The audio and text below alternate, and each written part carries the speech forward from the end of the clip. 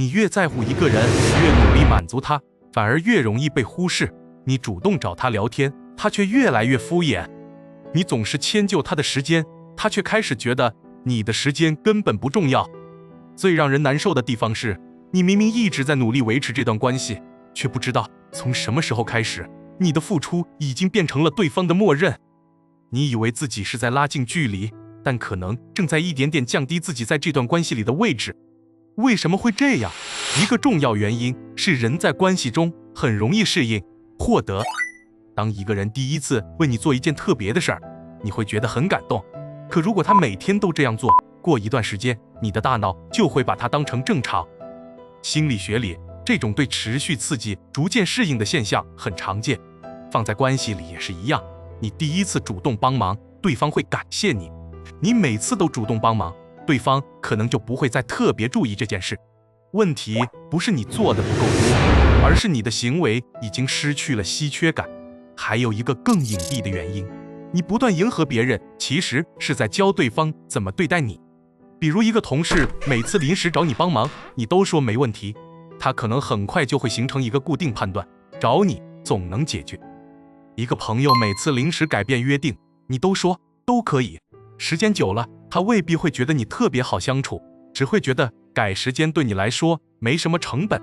这就是为什么有些关系会越来越失衡，不是对方突然变了，而是你长期重复的行为让对方慢慢形成了一套对你的预期。更麻烦的是，讨好别人通常不是因为你真的想做所有这些事，很多时候你只是害怕别人失望，害怕关系变差，害怕一句不会让对方觉得你不好相处。所以你明明不愿意，却还是答应；明明很累，却还是配合。一次两次没什么，但长期下来，你会越来越委屈对方，却越来越习惯，最后就出现了一个很奇怪的结果：你付出的更多，关系却没有变得更亲近。想象一下，一个男生特别喜欢一个女生，刚认识的时候，他会认真安排每次约会，记住对方喜欢吃什么，主动调整自己的时间。女生可能会觉得他很有吸引力。但如果后来变成女生，什么时候有空，他永远都有空；女生想做什么，他永远说都行；女生临时改变计划，他永远说没关系。表面上看，他似乎变得更体贴了，可在关系里，他也越来越没有自己的节奏和选择。问题并不是他不够好，而是他把我愿意慢慢变成了我只能配合。所以真正需要改变的不是让自己变得更冷淡，而是重新建立边界。别人找你帮忙，不需要立刻答应，你可以说我看看时间，晚点回复你。别人临时改变计划，你也可以直接告诉他，这次不太方便，下次提前约我。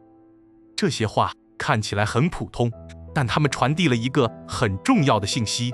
我愿意和你相处，但我的时间、精力和选择也有价值。而且你会慢慢发现一个很有意思的现象，当你不再什么都答应，有些人可能真的会离开，但有些关系反而会变得更健康，因为对方终于开始认真考虑你的感受，而不是默认你永远在那里。还有一点特别重要，不要用拒绝别人来测试谁在乎你。真正的边界不是故意冷落别人，也不是突然开始玩消失，更不是为了让对方着急而故意降低回复频率。你只是开始坦诚表达自己的想法，想见面就说想见面，不想去就直接说不去，愿意帮忙就帮忙，不愿意就拒绝。你不需要通过制造距离来获得重视。真正稳定的关系本来就不需要靠这些技巧维持。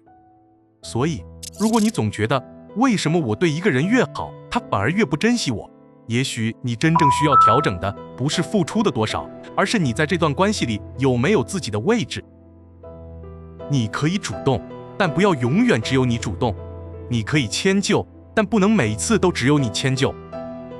你可以在乎一个人，但不要让对方成为你所有选择的中心。因为一个人真正的价值，从来不是看他能为别人牺牲多少，而是看他有没有能力在关系里同时尊重别人，也尊重自己。如果你也经历过这种越靠近反而越被忽视的关系，欢迎在评论区分享你的故事。也许你的一句话就能让另一个正在讨好别人却越来越疲惫的人看清自己到底发生了什么。觉得这期内容有用，记得点赞、关注，也可以分享给身边那个总是在迁就别人的人。